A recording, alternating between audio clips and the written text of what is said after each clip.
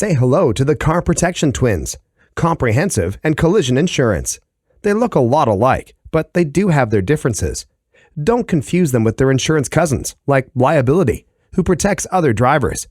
Comprehensive and collision are insurance you buy to protect your own car.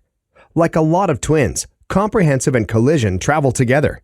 Most people who carry comprehensive insurance also carry collision insurance. Here's how to tell them apart. Comprehensive insurance covers your car when it's damaged by something other than a car accident, or if it's stolen. So if a tree falls on your car, comprehensive will pay the claim. For car accidents, collision is the insurance you need. This includes single car accidents, so if your car hits a tree, then collision will pay to repair the damage.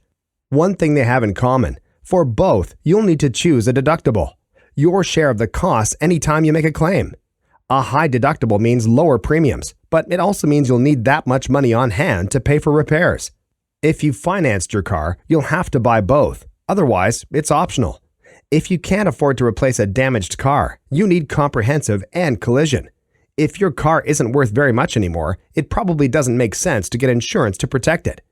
For more information or to join the conversation on this topic, visit WalletHub's Comprehensive and Collision page.